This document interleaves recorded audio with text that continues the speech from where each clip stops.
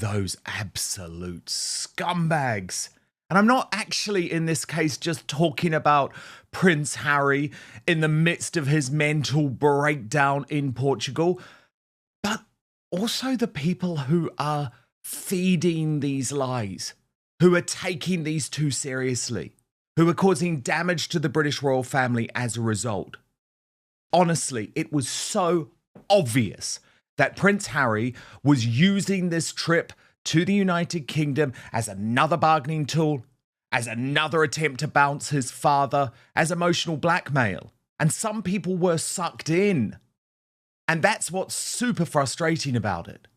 There was never any indication that there was going to be a change to security. Harry's security situation has been exactly this since Megxit, when he was, by the way, warned by Queen Elizabeth II and King Charles, now King Charles, then Prince Charles, and Prince William, you are going to lose your security if you go through with this. Think about it, make sure we're going to give you that year's grace. He thought about it. Nothing has changed. Indeed, it has always been a media invention that there might even be a change to bring Harry back to the UK, to cause drama for the British royal family. They definitely want that to happen. And they do believe absolute bull. I mean, come on. This show exposed the fact that Harry's so-called stalker was a fan, an African woman who had travelled to Africa and they had previously happily posed with. Come on. That was never going to change security, and shame on the Mail for pushing that narrative, even though at that point they were trying to cozy up with Harry ahead of the court case, hoping that he was going to settle. That's the thing. I'll always tell you what's really behind this coverage. And the most ludicrous thing is, in the midst of this breakdown that Harry is currently having, he's still briefing his favoured media outlets the fact that he's on holiday, which no one knew. But what is actually happening is that Harry is having a breakdown on holiday and he has lost the plot. And you can imagine how difficult it must be if you're part of his team who have just released the schedule to the media on Friday. Then Harry on Saturday freaks out and says, pull the whole thing. I mean, it's so embarrassing. It is so childish. Celebrities come here all the time under far more threat than Harry, and they just get by if they want to. And there's also no pressure. There's no demand for Harry to be in this country. Trust me. There's no demand for Meghan to be in this country. Actually, there's not even a demand for the children to be in this country. We don't care anymore. What we care about is the drama and the fact that he continues to damage the British royal family to such a strong degree. I'm not going to lie, I also do care about King Charles's weakness, and his weakness on this is really disturbing. Indeed, I am told that Charles is still open to a meeting. William isn't, Camilla isn't, but Charles is. Rebecca English, who, of course, writes on behalf of Buckingham Palace as the head of the Royal Rota, said that after a week of claim, counterclaim, reverse ferreting and suggestions about what individuals may think, as regards reports Prince Harry has accepted an offer of accommodation on the royal estate, no such overture is understood to have been received by the royal household. So as Brittany of the Royal News Network put it, being part of Harry and Meghan's PR team must be absolute hell. The series of absolute blunders over their just 5-day visit is insane. But at least on the bright side, Ravek is telling Harry that they've reviewed his security needs for this trip and found there was nothing of concern. That should make him feel better. And of course, Brittany, if we were dealing with a sane individual who wasn't constantly living in paranoia, constantly believing that the British royal family were in some way wanting to kill him, and I'm not even joking when I say that, by the way, that is honestly where his head is at, then he would feel that way. But because he is constantly looking for drama, constantly looking for people to bring him down, he has literally destroyed, I believe, the one chance he had to bring anyone on side Brittany. He definitely did, Dan. This stunt was just sheer stupidity on multiple levels. I don't even understand what the attempt was and what they were trying to achieve, like maybe something, but this was just a series of absolute blunders that makes them look terrible, their PR team look terrible, And at the end of the day, it's really accomplished nothing, but I think turn more people against them. You cannot pursue this level of stupidity and not have it backfire on you. And Prince Harry, of course, living in the land of delusion, he's a narcissist, paranoid, all these things is simply just not helping him. It's not helping Meghan. It's not helping anyone. And the reality is, Ravik has looked at his case multiple times at this point. Every time he comes to the UK, they can do a review and assessment, and they haven't found anything to be concerned about. And so I don't know what he just seems to think that there's the whole world against him and everything. I can't imagine living with somebody like him at this point, between Meghan's absolute maniacal narcissism and Harry's delusional paranoid narcissism. I mean, it just must be hell to live with them on every level. Those I poor know. children, actually. Awful. And poor Jack Brooksbank and Princess Eugenie, who clearly have found themselves in the middle during this holiday. This latest development has royal watchers asking one question: has Prince Harry finally reached his breaking point? Reports and fresh speculation surrounding Harry and Meghan's recent time in Portugal have reignited debate about the Duke's emotional state, his relationship with the royal family, and whether the consequences of the last few years are beginning to weigh heavily on him. Some commentators are now claiming Harry appears increasingly isolated, emotional, and disconnected from both his royal past and his uncertain future. So what exactly happened? Let's get into it. For Prince Harry, Portugal was supposed to represent something different. A chance to escape the endless headlines. A chance to enjoy privacy. And perhaps a chance to reset after months of intense public scrutiny. But according to growing reports and royal commentators, the trip has instead sparked fresh concerns about Harry's emotional well-being. Observers have pointed to what they describe as a visibly subdued and reflective Harry during parts of the visit. While Meghan Markle appeared confident and composed, attention quickly shifted to Harry's demeanor. Body language experts, royal commentators, and social media users all began drawing their own conclusions. Was Harry simply tired? Was he overwhelmed? Or was something much deeper happening behind closed doors? Those questions have only intensified as speculation surrounding his relationship with the royal family continues to dominate headlines. Many royal insiders believe Harry remains deeply affected by the breakdown of relations with his father, King Charles, and his brother, Prince William. The rift that began years ago has shown little sign of healing. Despite occasional rumors of reconciliation, public appearances and recent developments suggest the distance remains significant. For Harry, that reality may be increasingly difficult to ignore. After all, he once stood at the center of royal life. Today, many critics argue he finds himself on the outside looking in. And according to some royal commentators, that realization may be hitting harder than ever. The timing is particularly notable.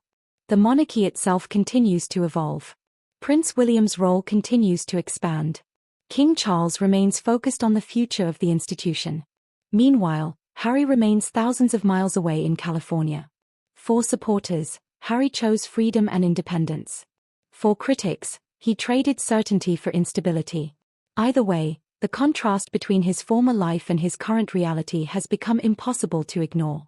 And some believe Portugal may have served as a painful reminder of that fact. The other thing is, Brittany, this Taylor Swift example is being used hugely irresponsibly. And I would expect someone like Chris Shipp to know better. But actually, Brittany, he isn't a journalist, in my view. He's part of the mainstream media, yes. But when it comes to Harry and Meghan, he is a propagandist for them because Tom Bradby is very good friends with him and is his boss, effectively. And Harry parrots all of this stuff to Tom Bradby directly. So Chris Shipp feels like he has to be their mouthpiece. But the Taylor Swift thing is so irresponsible to report it in this way. Brittany, if Taylor Swift arrived in the country with Travis Kelce tomorrow, she would receive absolutely no police security. She received police security once, Brittany, when she arrived in the country for those Eras gigs at Wembley Stadium, and there was a terrorist threat, which we don't like to talk about, right? Because you'd actually are meant to keep these security issues quiet, Harry, if you knew anything about it. There was a direct terror threat. She was bringing in something like £1 billion to the UK economy, and they decided that they wanted the concerts to go ahead, and as a result, she would be given police security on that one visit. So if there were a terror threat against Prince Harry, he would get it and no one would complain about that. So this idea that Chris Shipper's pushing, that Taylor Swift can just swan into the country and get police security, is just not even close to true. It's not, Dan. And what's so important here, too, is the Ariana Grande concert in Manchester and the terrorist attack that happened there. And there was a threat in Austria. I think that the security came along after the Austrian Yes, the concerts Vienna were canceled, concert was and they actually moved cancelled. them Yeah. because of a terrorist threat. And also, so Brittany, there was, remember that the Axel Rudakabana case, it was a Taylor Swift dance class where the 3 little girls were stabbed to death. Yes, exactly. All of that happened at that time. Yes. So all of that coming together, I mean, obviously, it's incredibly important for somebody who's bringing in so many people to one central location. It's important to have security. Important to have security around the stadium, around her, because she is bringing so much attention and so much money. Harry, in this instance, I hate to tell him this, but he's constitutionally irrelevant, and so are his children. And as time marches on, and this happens in every single royal family, as time marches on, Harry will get more and more and more irrelevant, and so will his children. Because as the Wales's kids have kids, this just basically Harry leaving with Mexit sped up the inevitable. This would have always happened to Harry and Meghan. Always. I mean, you have to think of the Duke of Gloucester. He was born at 5th in line to the throne, and now I think he's somewhere in the 20s. So this is something that happens in every royal family as more children are born, and as the Wales's kids have kids, again, Harry and Meghan and their kids will become even more irrelevant. So at this point, there's just absolutely no reason to expend money on Harry unless there is, again, a legitimate threat, but an assessment has been made, and there is nothing. The threat is in Harry's head.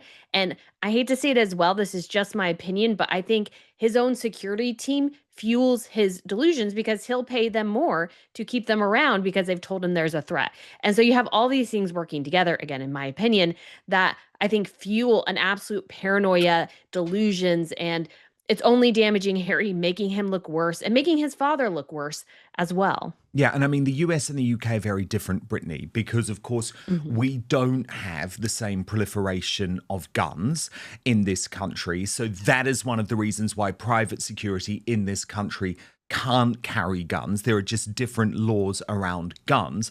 But when it comes to Islamist terror, yes, that is a threat, especially here in the UK.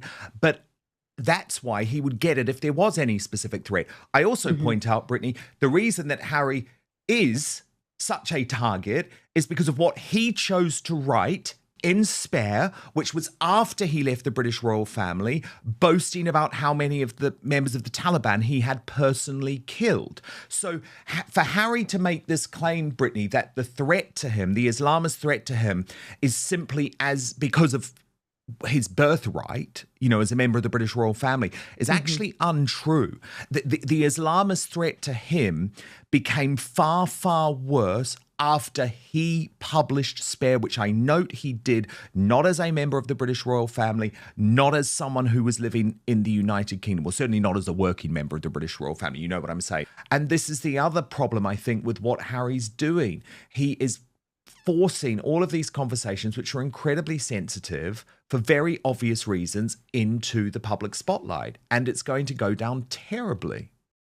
It really is, Dan. And it's not going to help his relationship with his father or really anyone. Like the idea that Harry has friends and family to actually meet in the UK is a bit of a joke at this point. Remember, he was the guy wandering around a neighborhood trying to find his friends after they moved and kept ringing random doorbells and freaking out the neighbors. This guy is just absolutely just a delusional narcissist at this point. And he's just causing damage wherever he goes in this just massive man-child temper tantrum. Like that's what this all is.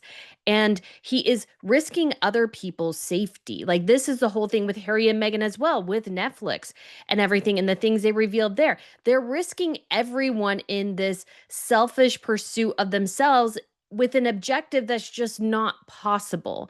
Harry is constitutionally irrelevant, and so are his children. And I hate to say it, but I think this does come back in some ways to Charles to figure out how to manage and contain Harry, because Harry and Meghan right now are loose cannons, they're rogue royals, and they're just causing, again, immense damage. And they're doing so with royal titles. And this is why the royal titles have to go. Harry and Meghan can be crazy on their own time. I mean, As a reminder, you can't really reason with crazy. So you can't really reason with Harry and Meghan. Just strip everything from them, cut them loose. They're drains on the system now at this point, and it's just better to let them go. They can be crazy over there in their own corner, but with the royal titles, with the connections to the monarchy, they just continue to undermine the institution to the detriment of everyone. I totally agree. And of course, Brittany, the irony with all of this for people who haven't caught up over the weekend is that it was actually Harry and Meghan who released all of their plans on Friday, something that they don't have to do. You know, that private citizens, like when Taylor Swift comes here, she's not announcing to the media she's going to be here. She just deals with her team and she deals with any charitable thing she's going to do. It's all done privately. And that is one of the ways that you actually keep the risk down. But anyway, Harry and Meghan did decide to announce it to all of the media privately on Friday. And they revealed that Meghan would be visiting a hospital. Of course she would, in her first UK engagement for 6 years. Here was the reporting in the pro-Sussex Telegraph, who said the couple will undertake meetings and at least one public event together as they mark 1 year until the Invictus Games in Birmingham. The children not expected to join their parents in public, although the itinerary is subject to change. Prince Harry will undertake engagements from July the 7th till 11th, including a charity festival, Bereaved Children. He will attend a symposium about sick and injured military personnel linked to his Invictus Games and visit Birmingham's Children's Hospital to celebrate the 20th anniversary of its Well Child Nurse, a role created to support children with complex medical conditions and their family. The Duke and Duchess will both attend meetings related to the Invictus at the Royal Hospital Chelsea, home of the Chelsea pensioners and their distinctive uniforms. On July 10th, the Duke and Duchess will visit Birmingham's National Exhibition Centre for the Invictus 1 Year to Go event. He will watch and take part in exhibition events with veteran competitors. On the final day of the trip, the Duke will attend Scottish Summer Festival at Maxstoke Castle in Warwickshire with bereaved military children from the charity Scotty's Little Soldiers. So they put all of this into the public spotlight, including the hospital visit, which disgusted a lot of people. According to Taz writing, Meghan will also be doing her Diana Act at another hospital focusing on sick children. This is honestly diabolical. Meghan doesn't care about others. She cares about optics. She uses people as props. Kids know she's fake as well. Tori Buckahai, who I really respect on X, how can anybody take this gruesome pair of charity grifters seriously while they treat Markle's 81-year-old invalid father as a pariah, even refusing to visit him in hospital while he was undergoing an amputation? And Brittany, you were not impressed either, writing, leveraging sick children to promote themselves is pretty disgusting. Charles is just seemingly too weak-willed to put an end to this cosplay royal routine. Yes, Dan. I mean, when it comes to all of this with Charles, of course, Harry and Meghan are acting like royals still. This is part of the huge problem with Harry and Meghan is that they're still constantly announcing when they're going to visit places. Like you said, most normal celebrities don't do that. There is no reason Harry and Meghan had to even announce that the children were coming with them or that Meghan was attending. They could have kept that all under wraps. They're the ones who decided to go public and act continually like they're still royals and representing the royal family or themselves. I'm not sure, Dan, what they're attempting to do here, but this all goes back to this is the only thing I guess they know. They think this is going to work out well for them, and they haven't had any blowback yet, really, from the monarchy and the institution, and so they continue to do this, and this is why it's within Charles's best interest to address this cosplay royal routine. This has to end. And Harry and Meghan aren't going to stop. It's on Charles to do it. Or unfortunately, it might end up falling to William if Charles doesn't do anything. But this chaos and everything, it's always Harry and Meghan. They are always doing these sorts of things, and they're just not going to stop. And so the only answer the monarchy has is to stop them. And at this point, they just seem unwilling to do it. What makes this story even more fascinating is the reaction online. Social media quickly exploded with competing theories. Some users expressed sympathy. Others accused commentators of exaggerating routine moments. But regardless of where people stand, one thing is clear. Public interest in Harry's emotional journey remains enormous. Every appearance, every interview, every photograph, every gesture, It all becomes part of a larger conversation about whether Harry is truly happy with the choices he has made. Then there is Meghan Markle. As always, she remains at the center of the discussion. Supporters argue she has stood by Harry through extraordinary pressure and criticism. Critics claim the couple's ongoing conflicts with the royal family have only deepened existing wounds. Whatever the truth may be, Meghan's presence inevitably fuels debate. And during the Portugal trip, observers once again analyzed every interaction between the couple. Some saw unity. Others saw tension. The interpretations could not have been more divided. But perhaps the biggest question isn't about Meghan at all. It's about Harry himself. Has he found the peace he was searching for? Or does he still struggle with the emotional cost of leaving royal life behind? Only Harry knows the answer.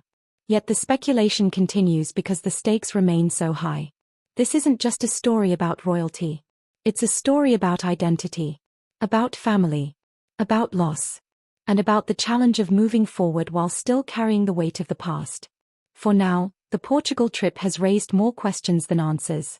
Claims of tears, emotional moments, and growing frustration have once again placed Prince Harry under the spotlight. Whether these reports accurately reflect reality remains open to debate. But what cannot be denied is that Harry's journey continues to captivate audiences around the world. As the royal drama unfolds, many will be watching closely to see what comes next. Will bridges eventually be rebuilt? Will old wounds finally heal? Or has the divide become permanent? Let us know your thoughts in the comments below. And if you enjoyed this video, don't forget to like, subscribe, and turn on notifications so you never miss the latest royal updates.